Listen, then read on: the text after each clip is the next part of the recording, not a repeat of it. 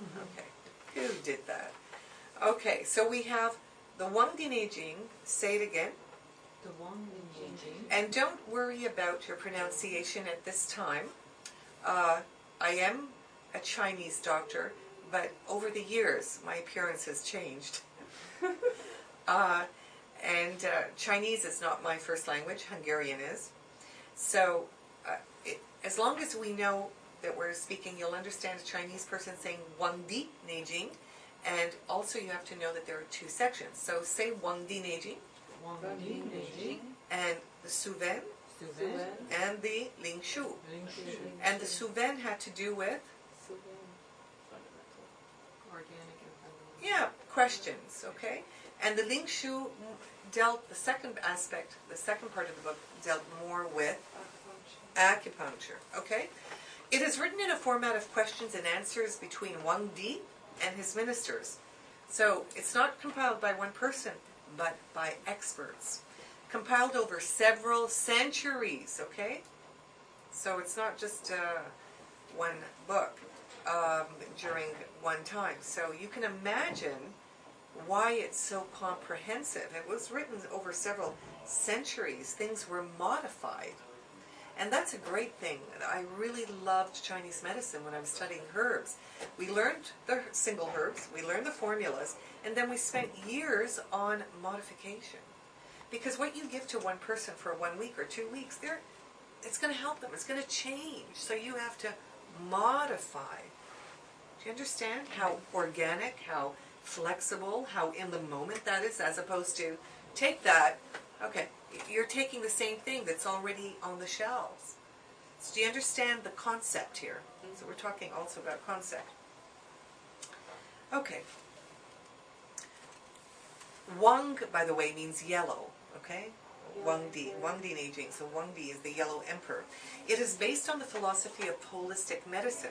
So you can imagine already back then, you know, they didn't just say, oh, you got a cut, but they would say, wow, you have a cut on your shoulder. I wonder what's going on. They would look at everything. I wonder what's going on in your life. What don't you want to carry on your shoulders anymore? You know, start to think like that. When somebody comes in to see me, I look at that, you know, we have to take care. But the more you learn, the more you know from other modalities, other aspects, the more you can see, okay, there might be other things working here. You know, someone has carpal tunnel. They come in carpal tunnel. Okay, workaholic. What's behind that? Okay, so it's not just, oh, let's treat carpal tunnel. Okay, let's give them a point on the pericardium meridian or something. Okay.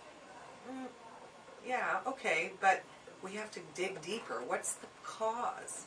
Okay, working too much on your computer, on your mouse. Okay, why? Survival. Okay, any way to change that? Or are you Googling on your on some of your lavalife.coms or something like that? Or what's going on? What are you doing? Okay, and I'll tell you a funny story. Someone came to me, carpal tunnel, and she would always come on Friday because she felt better, and there were 2 days off, and I actually told her to come so she'd have time to relax. And I said, don't vacuum, don't push. The same with frozen shoulder. Let it heal. She always felt great on Monday, but by Friday again, okay.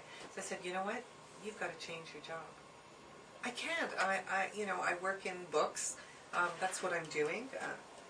You've got to change it. And it came to the point she had to change it. She found a job in sales somewhere with huge things that restaurants and big hotels would need. So, a nice cut and a percentage for selling, things that are $10,000 everything. She comes to me a couple months later. She said, I changed my job. I did what you said. I get benefits. Everything's okay. But I'm standing all day. My legs are starting to hurt. So I said, okay. Now, in Chinese medicine, again, part of the holistic approach is balance. So in both of these jobs, there was no balance. It's excess. And we will speak later about how the Chinese, simple but not easy. Okay?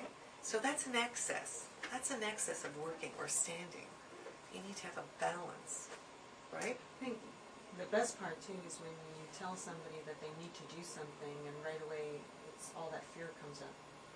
Well, How am I right. going to find another job? And so it brings up all these other issues at the same Well, time. exactly. And we will discuss, and the Chinese were wonderful. They actually bring in the emotions, okay? Again, like I said, you have a cut on the shoulder, okay? What's causing that? You know, they're going to ask you. Part of the protocol is, you know, do you feel anger?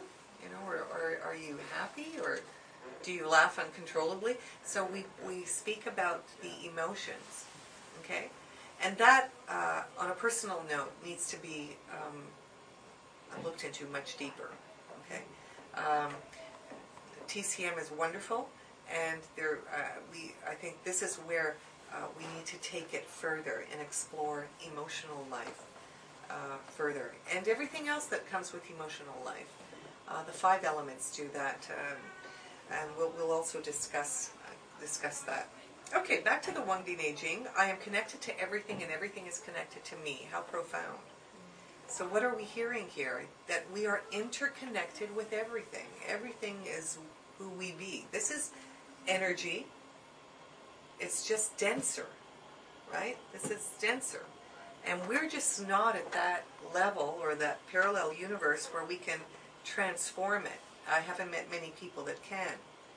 But sometimes, you know, when you're in a stressful situation, let's say someone's daughter is going to get hit by a car, you'll run there and you can actually lift that car. So we've heard stories like that. So we also know that we don't use a lot of our brain power. Okay, we don't use a lot of our brain power. You know, so these are all things that we're working towards. And maybe we don't need to. Maybe this is a time in our life where we need to just experience and enjoy and learn how to simplify our life, especially in these complicated and busy times. I mean, I have young kids coming to me, and all they're doing, they're so great with their thumb. Their thumb is, I call it thumb overload. I mean, you know, they're texting and everything. So it's a different time, isn't it? Some say that, again, we're going to just go back a little bit about the Wang Di Neijing, that the primitive ancients used stones and sticks as needles and gradually perfected the healing modality, while Buddhist monks were meditating for a comprehensive medical paradigm that would help millions through their focused chanting. Something like the 10 Commandments. But I will share with you that I do feel that part of this was channeled. Some of the words are just so beautifully, they can be translated. For instance, Heart 7, Shen Men, Spirit Gate. What a lovely name. We don't call it, you know, a lot of schools are actually doing that, I hate to say it, that kind of left brain thing, or I won't use the political system, but, you know, Heart 7, or, you know, UB40, you know, you know, Li4, Hugu. That's, you know what that's called? Valleys joined together. My God. You know? I mean, there's something. UB24, you know? Sea of Qi. Okay? Feng Men, Windgate. So they have some really wonderful names. They're not just numbers. They're not just points on a location.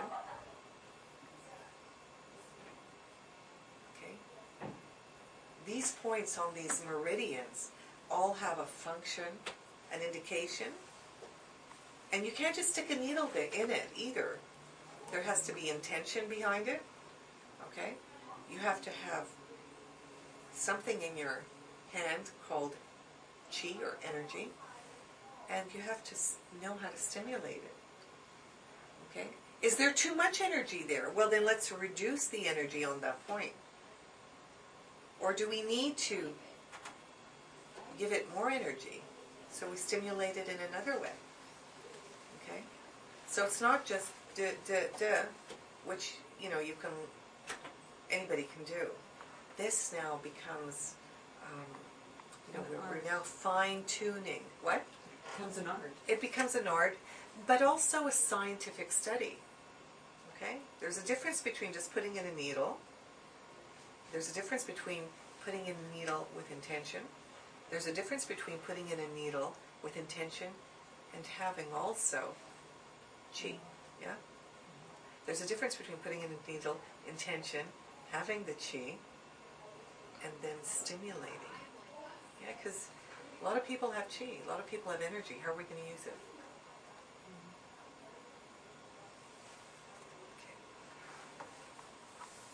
Well, you know I like the Wang Di Neijing, so we're spending some time about it. I just want you to make sure that you really understand it. By the way, you should all get a copy of the book.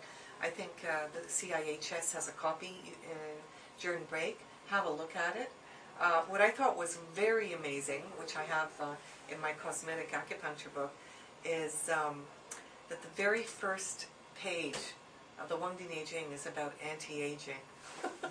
It's amazing. You know, they were thinking about that thousands of years ago. How come some people look so great and other people don't? You know, in a nutshell, the very first page, the very first question. Okay, so the book is a summation of the medical achievements in clinical practice during the spring and autumn period and warring states period. It's said to be the Bible of the TCM, and establishes TCM practices and theories. The 4 diagnostic protocol of observation, listening and smelling, questioning and palpation is expounded upon. Chapter 1 in the discussion of 5 defaults stated, when wise man deals with disease, he knows the heaven and earth, the yin and yang, the law of 4 seasons, and then diagnosis can be made right. What does that tell you? This is thousands of years ago. That it is a holistic approach. Okay? By the way, yin and yang you can study for years. It is so big. So that's why I say this type of medicine is simple. It's, oh yeah, yin and yang, chi, 5 elements, yada yada. Simple, but not easy. Okay? Because there's yin and yang in Alzheimer's. Okay? There's yin and yang in, breast cancer. In everything. And with every yin, there's a yang, and within every yang, there's a yin, yada, yada, yada. But look at this, the chapter 1. When wise man deals with disease, he knows of heaven and earth. Okay? Earth. What are the conditions that are causing this health stress or health challenge? I like using that better than disease. What on earth are you dealing with? You know, are you living in a hut where the bottom of the valley where, the rain is always damp there, and it's moldy, and there's, is that where you're living? And we know now. I have several kids coming to me, and I never thought it. I found it, that show House, and they actually go to the guys, to the patient's home and find out if there's anything. Well, years ago, before that came on, I wasn't doing that, but I always asked about their living conditions, and people would, well, that's pretty personal. Well, 2 out of 3 of my autistic children were living in damp environments. One family, the kids were living in the basement. They renovated it, and but it was damp. Okay? So they were already looking at that. Heaven, spirituality. Air, pollution, okay? Yin and yang. What's yin and what's yang? Yang is the sun, yin is the moon. Yang is warmth, moon is generally. So we're going to talk about opposites. We're going to expound on these. We're going to develop this whole theory, but today I want to introduce to you the general concepts of this amazing medical paradigm, which so many other modalities are using. Okay? my head is yang, then that's yin. Okay? But my eyes are yang and my mouth would be yin, right? If I'm standing up, right, my back is yang. My anterior side is yin. Okay? Yang, yin. Okay? The 4 seasons. Okay? We're still on the Wang Bin I Ching. We're just on 2 lines now. When, you go to your doctor, it's just interesting, but, do they talk about all these things? Do they talk about the heaven? Do they talk about the earth with you? Okay. Yin and yang. Now the 4 seasons, generally speaking, we have the flu period, right? A lot of colds in the winter. We have these things. But the Chinese were very aware. And I'm Hungarian. I remember my parents were always talking about dampness and so when I started, Europeans are very into this. So different indigenous cultures were also very into the land, pagans, the land. How is that affecting you?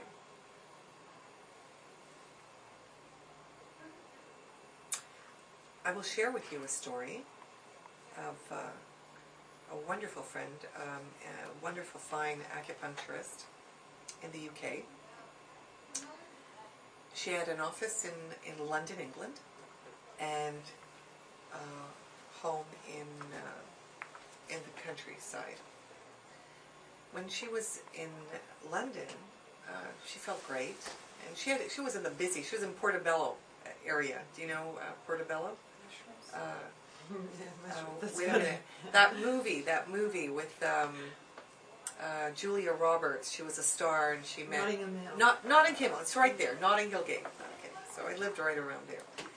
So right around there. So it's very busy. Lots of arts and crafts, and very busy. And actually, Princess Diana had her place on the other side of Notting Hill Gate, her little castle, palace. She felt great. Every time she went back to her place in the country, after she worked, she developed a lump in one of her breasts. I talked about this in my music and medicine show too. So this kind of like back and forth is happening for 9 months, and she said to me, "Scarlett, I don't know what to do. This is the weirdest thing. I've checked everything.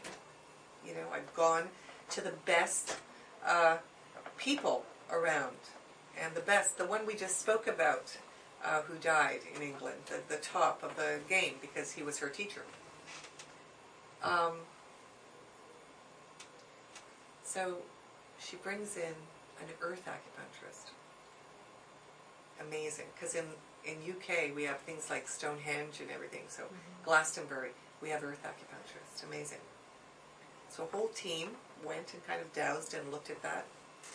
Where you don't guess anything.